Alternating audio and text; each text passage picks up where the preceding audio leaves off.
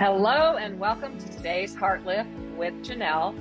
We have back one of our favorites, Mrs., but I just call you Miss Jem Fadling. You will recognize Jem from the dynamic duo of Alan and Jem, who we had on season 5 as our premier guest to welcome in a summer of reset. And Jem and Alan talked to us about unhurried living. But today, drum roll please, we are bringing to the show Jem and her new book, Hold That Thought. And if you're watching on video, I have it on my Kindle. Look at that cover, look at that title. Hold That Thought, sorting through the voices. She's got the real book. I'm so jealous, but I'll have it soon. But right now I have it on iPad and phone and surrounding myself and taking copious notes while I was holding my baby grandson today. I was like, I did this when my babies were little. I really wrote better when they were, and so today I thought, come here, baby.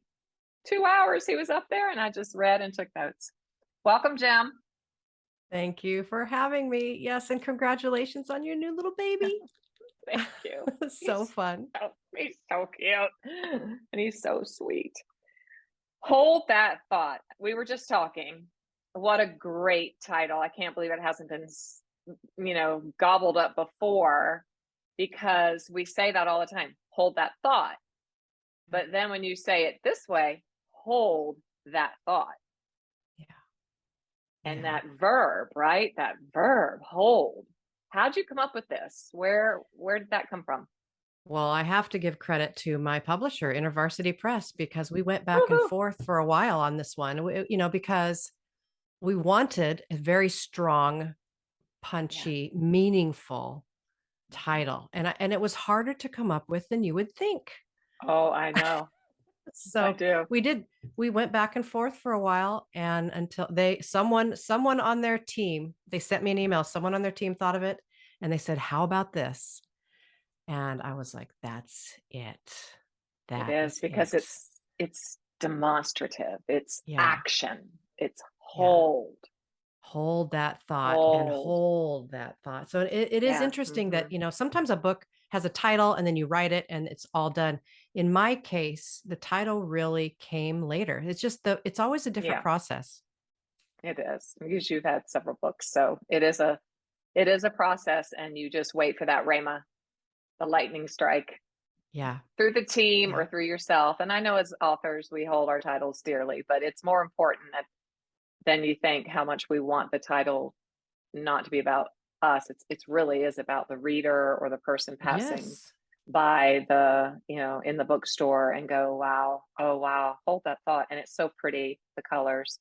And then the subtitle, sorting through the voices in our head. That's so important to the work that I do in my personal life, of course, but also in my professional life, because there are so many voices.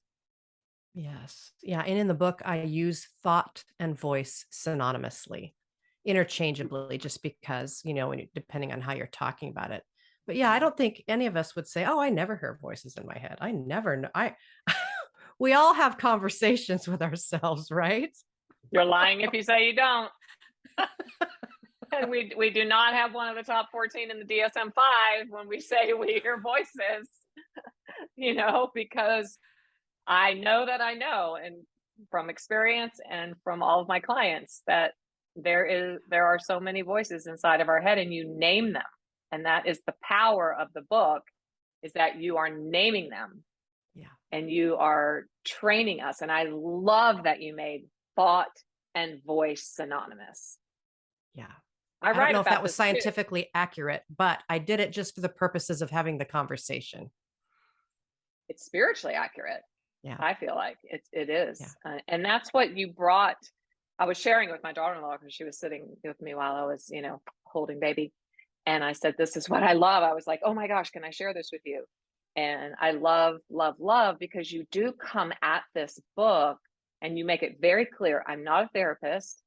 I am a spiritual director. I am a soul care leader. I'm a soul care, I love that you bring that spiritual direction. It's so obvious on every page. And so thank you. Yeah, you're welcome. I'm so glad you caught the spirit because, you know, it is important to me, not only the words, but the spirit and the tone, The tone. You did because it. it's really, oh, thank you. Because I want it to be invitational, Right. That's the right? difference. Doable, Hmm. practical, you know, So good. feet on the ground. So, yeah.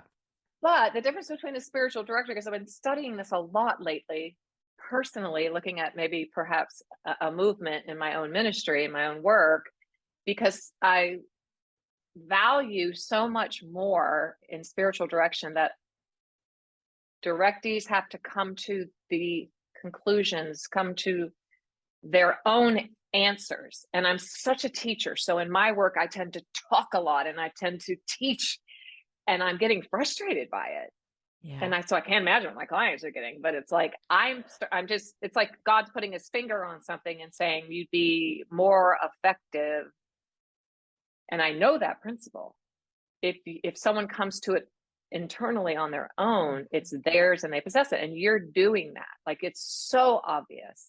Mm. And I mean, I've already had so many epiphanies myself, you know, just in reading it through the first time here, that I just know that it's going to do that. So well done on that. Bravo. I love that. Yeah. Um, It takes a lot you of are, trust well, I think, to be yes, someone who can hold space for someone else while they make their way. That is it's a real horrifying. muscle that you have. It's really scary and frustrating. So scary. Yeah, but there is, I love what spiritual direction has done inside of me, you know, as a practitioner, to know that there's a place inside of me that got sort of smoothed off instead of having to fix or lean in or coerce or solve, you know, there, that's a great tendency because of course we all know what everybody else should be doing. Right. Without a doubt.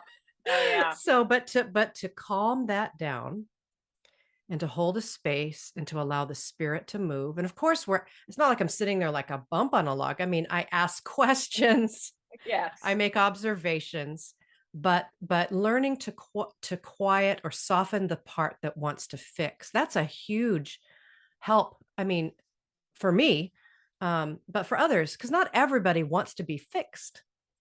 That is They absolutely the right, they truth. want to be heard, And right? seen, And seen. seen Yes. Yeah, and known. all of that.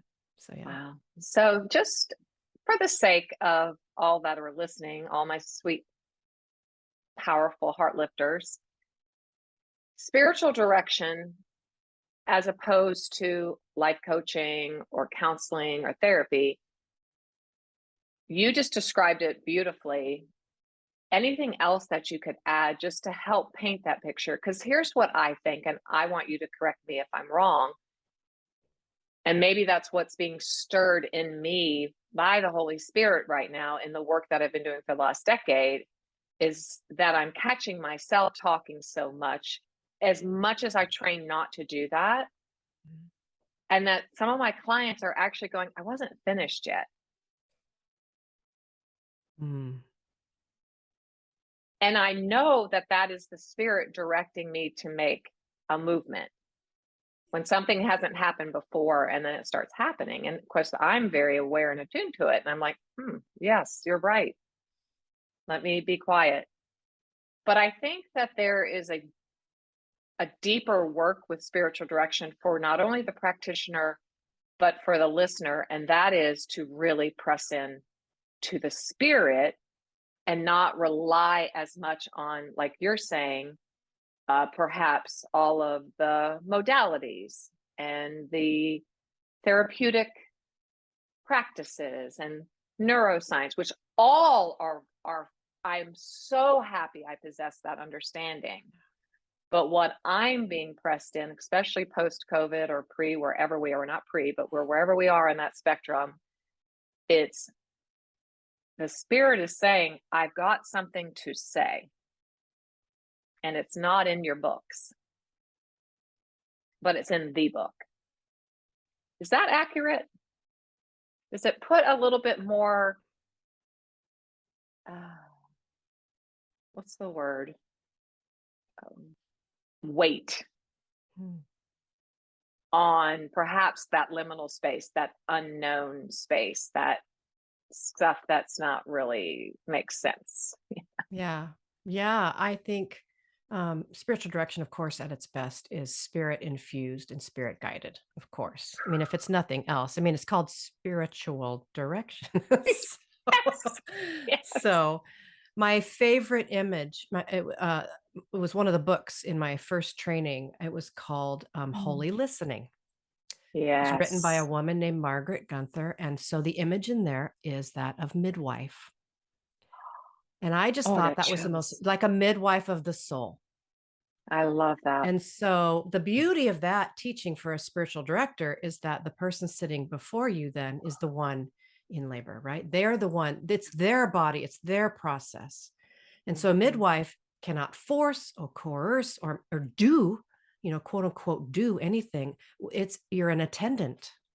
You're an attendant to a Yes. process, right? Ooh. And so if you think of a woman in labor, I mean, this is a God created being with another God created being inside, and this Yes. beautiful physical process of giving birth.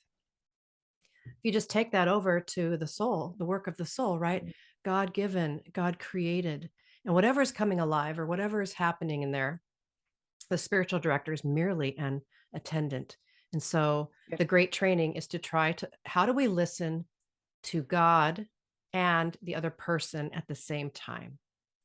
And so for me, I mean, that sounds very lofty. Well, I don't know. For me, now that I've been doing it for so long, it's a it's infused my life as well.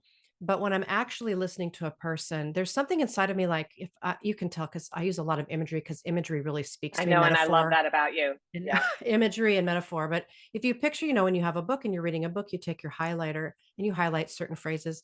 That's what it feels like to me inside when I'm listening to a person. I feel like their words are going down on a page, and every once in a while, the spirit will highlight a word or a Mhm. sentence. Yes. And so then I will hold on to that until they're done, whatever, get to a point where it's my turn. And then I'll just I kind of don't do share that what well. I kind of share what felt highlighted to me. I love that. And so it's a beautiful, it's an art. I mean, spiritual direction is an art more than a science. Of course, we're trained. Of course, there are practices and there are best practices. And Yep. yet it is something that is guided by the spirit. So what that means is it's best for you, for me, to be a spirit filled person, Yes. right? A spirit That's guided right. person. And then that's a whole nother conversation. How does my soul get taken care of? Yes. And you So, write about yeah. that in this book, Hold That Thought. Yeah. Thank you for Yeah. that segue, Miss Jem. You're Oh, good. yeah. Take Yeah. me to the next place. Where are we going now? Well, Florence, Italy is where we're going. Yes, Oh, Florence, Italy is right where we're going. My happy spot. I went on our 25th anniversary. So the minute I was reading the beginning of the book, I am just like, yep, been there, stood there, said the same things. Instead of climbing to the top of the Florence Cathedral, 400 and how many steps? it's 463 steps. Lord Jesus. Okay, we're going to come back to that. I was on a Tuscan road. My husband had got us a beautiful home in an olive vineyard, or whatever you call the olive garden, whatever you call that place where olive trees are. And I stood on the road the first night we were there, and it was dusk, and he said, "Here's your dream. Mm. What do you think?" And what I first thought was, I don't even know. I, like you, was very numb from just the preceding years that took me to that place. So tell us about Florence, how you got there, and what happened in your soul. Yeah. Yeah. Yeah, it really was. I opened with this story because it's just a super kind of real time, I think, potent picture of what our thoughts can do to rev us to a place where we're just not dealing well with life. It's so So I good. just start by kind of telling on myself. We started Unhurried Living about 7 years ago. And I could say we started it from nothing, but we didn't start from nothing. It's our life's work. It's the culmination of our life. But yet the organization itself was brand new. So there's so many moving parts to that. And Mm-hmm. so as you are when you're building something, it takes a lot of energy. And I would find myself just revving and and pushing, and I would be anxious. Once a year, I would hit a real bout of anxiety that was kind of debilitating, like exhaustion, oh, I can't do anything. And so it'd take me a couple weeks to sort of sort things out and get rolling again. The fourth time that happened, it went beyond my ability to manage, so much so that I ended up calling my therapist. This is 4 years in, and let's all Okay. laugh about it because yes, I run an organization called Unhurried Living. Yeah, it's And not lost. once a It's not year, lost on us. once a Really not. year, I'm struggling with, severe anxiety and pressure and just Pressure. a lot of things. So the fourth time it happened, it was beyond my ability to manage with anything that I knew how to do spiritually or practices, anything. So I called my It says former a lot. therapist. Says a lot. Yeah, I was just heightened. I called my former therapist and I described the situation, and he's lovely. He said, we could probably solve this in 1 to 3 sessions. I was like, what are you Wow. talking about? What? Well, like, why didn't I call you 4 years ago? Why Because I didn't was you? managing it. But isn't that how we are though? Like Mhm. we just manage. Something happens and we cope, and then we keep going. We cope and we keep going. And that's a big message I want to say in this book. Of course, it takes you as long as it takes you, like it did me, but there's a time for really listening to your body. There's a time for really noticing what's going on. Now, for me, in this scenario, it really took until I felt completely unable, which happens to most of us. It You does, get because we're your, super high functioning. I'm probably just as high functioning as the next person. And so I just kept going. Mhm. Anyway, so yeah, he solved it. He taught me some things about my adrenaline, about my nervous system, and how to calm. I was in fight and flight, and I couldn't relax it. I didn't know how. Hypervigilant. Mhm. I Yep. was on. And so he taught me just a very simple practice to Mm. turn off the spigot of the adrenaline and to let it flow through and then to calm. Once I was Oh, I armed with love that.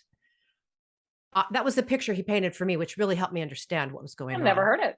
That's a great one. Yeah, I thought that was lovely. I didn't know if that was just regular, therapist talk. I've not heard that one, but there are so many different realms and rivers Yeah. and streams of that. So Yeah. So he basically, my adrenaline was on. He said, you need to turn the faucet off, and then you need to let the adrenaline just go down the drain, and you need to let it just flow through. So he taught me a practice to do that. So since then, even armed with that much information, I've been able to maintain a life now where I don't rev myself up beyond help, because now I know how to catch myself oh. faster and I turn before it gets really bad. So And that's a you learned that very, from the spigot, is that well, it what was a stuck, or was combination it of things. I'll okay? tell you what, it was a combination of that practice paired with the story that's coming from Italy. Okay, go ahead. Because We're not ready. only did I get some therapy, but then the Holy Spirit, of course, came and taught me a few things. And so putting all that together is how I got to where I am now with, of course, I'm still getting anxious. Life is triggering. Come on. But, Well, but we I live in an know age of overwhelm. We just do. completely. Complete overwhelm. Yep. I am right there with everyone. I have to monitor that all the time. So fortunately for me, that was at the beginning of the year, and about our anniversary is in May. So now it's May. And we had planned for this trip, months in advance, because you have to save, you got your miles from your airline, and try all that to say we were going on a romantic getaway. And yet in my heart of hearts, what I was doing was I was on pilgrimage. Yeah, I love I that was you like, said that. Lord, yes, Lord, you have got to show me a new way, because I'm winding myself up yearly. I evidently don't know how to do this in a way. And by Right. this, I meant we were building, it was our new work for the second It's your half of life. livelihood.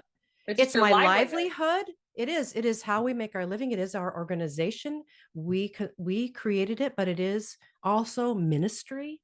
That's right. So all of myself got all tied up in there. And so the thoughts, of course, since this is Hold That Thought, the thoughts that would come in were a combination, I think, of the stressed achiever and the inner critic.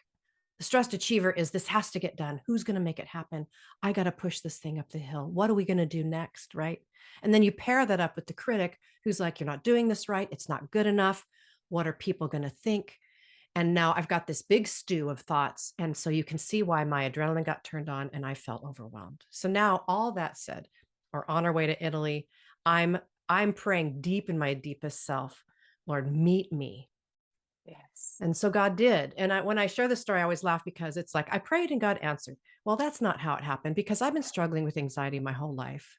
I Yeah. spent Thank you 4 for that. years completely getting myself out of control. So yes, I went to Italy and prayed and God answered me. Yes.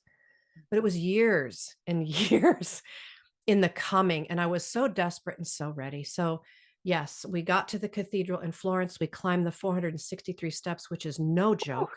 No joke. It was really, Claustrophobic. it was claustrophobic and it was I'm hard. so glad I could visualize it. Talk about visual imagery, right? So Yeah.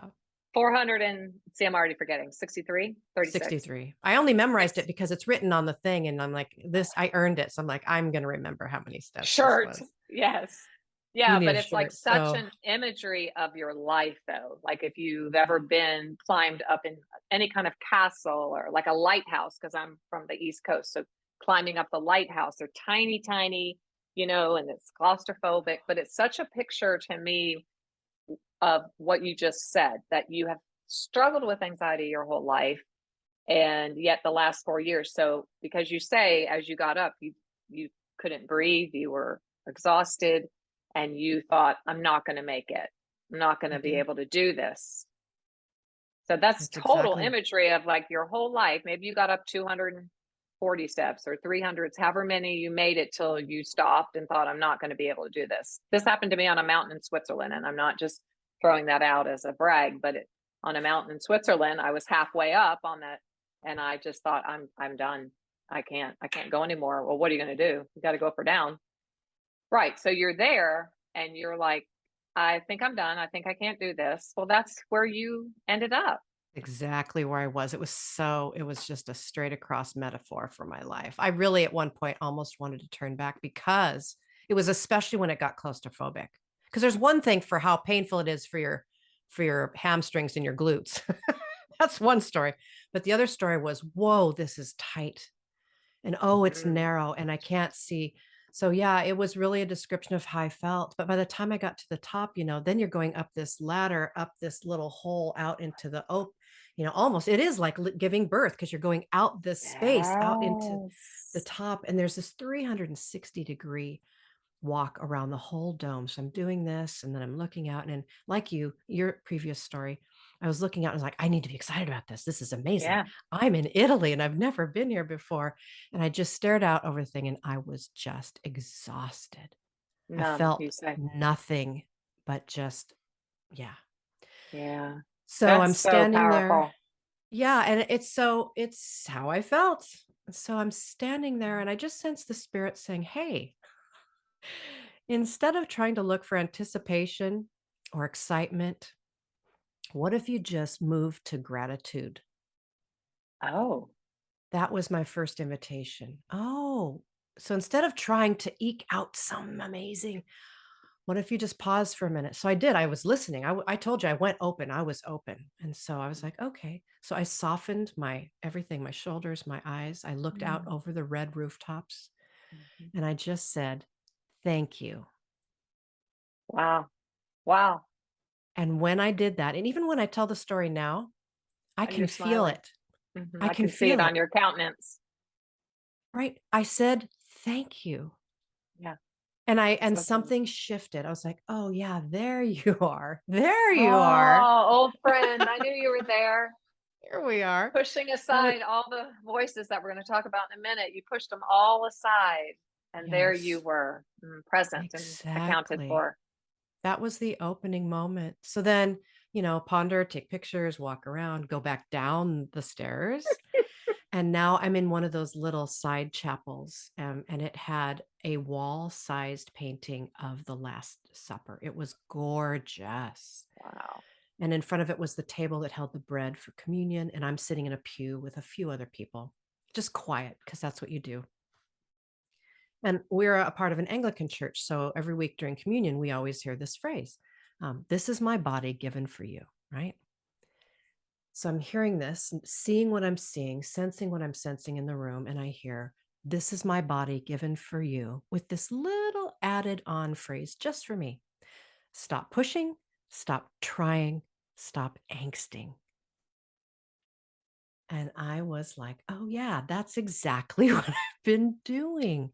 Again, the Yeah. Spirit brought words of life from Jesus. This is love, right? This is my body given for you. I've given you all. This is my love. And the sentence was, stop pushing, stop trying, stop angsting. But what it felt like was, you don't have to push. You don't have to try. You don't have to angst. Stop. And I went straight to my heart. And all of this was very quiet though, because I was tired. Yes. I had jet lag. It was the first full day we were there. I understand I was tired, but it came in very potently, but very softly. And it landed just in the place where I was. So now I'm starting to collect these insights. I've got the one from the top of the cathedral, and now I'm inside the cathedral. So a few days later, now I'm in Assisi, wandering through the cathedral, just the same. Assisi is one of my favorite places ever. I love it there. Oh my goodness. We're going to do the pilgrimage through Assisi, and I cannot wait. I got my hip replaced recently, so I can go do this in a few years. Yes, actually, yeah, it's just a beautiful place. So now I'm there. I'm just wandering through like everybody else quietly. And I hear another phrase that was straight from scripture. And it was just, you already have what you need. Right. Which is the Peter verse, right? You have been given everything you need for life and godliness through Jesus Christ. Right. 2 Peter I 3:1. have what I need. So the thing that came on the tail end of that phrase was, you might have lost it. you might have forgotten about it. But you have what you need, and life is a journey of uncovering. So let's uncover. Right. I know, you pierced my heart when I read that. I have it Well, that's circled the in Holy big Spirit. purple. I know. Yeah. I mean, I can't even take credit for it, because I think this is all beautiful wisdom. I do not take credit for it. I share it because it was an answer to my prayer. So then a few days after that, my husband and I gave ourselves a whole day to just be in silence and solitude. We happened to be staying, here's a brag moment. We were staying at a castle in Pienza.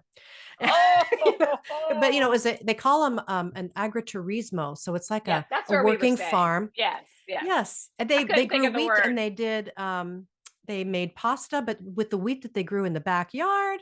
So I'm sitting back here in this garden at a table, and I'm starting to write down everything that had happened so far. That's why I can tell the story, is because I journaled it. These were the things that I sensed God saying to me along the way. And so, and this is just the beginning of the trip.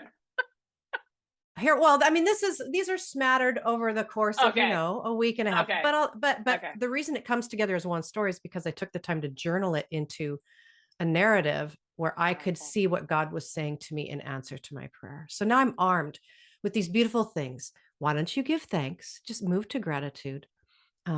This is my body given for you. Stop pushing, stop trying, stop angsting.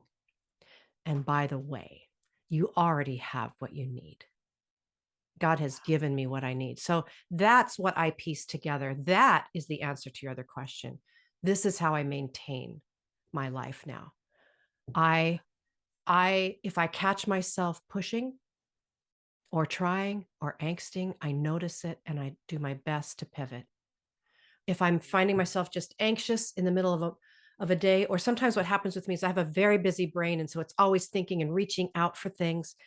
And once in a while, I want to just bring myself into the space where I am and enjoy it. I move to gratitude, and I feel my feet on the ground. I look at what's actually happening, and I just say, thank you. And it changes me. So each one of these invitations is now a part of my life as a practice whenever I want to draw on it. Paired with, of course, yes, my therapist gave me a great tool that really, really shifted things for me. So much so, the practice changed me so much that since then I have not gotten as heightened as I was then, because my body, what he said to me was, your brain wants to relax. Actually, it doesn't want to be uptight. So once it learned that it didn't have to, I've never gone all the way up to that ultra anxiety. It hasn't happened again. So I count all of that as a pure, wonderful gift. But that's my journey that I open with in the book. And then we just move from there into, thought work. What are we going to do with these thoughts then? I don't know, because I am so wanting to dig so deep into that, because you've brought me to tears, and I've been trying to cry for days. for joyful reasons, but just you brought me to tears.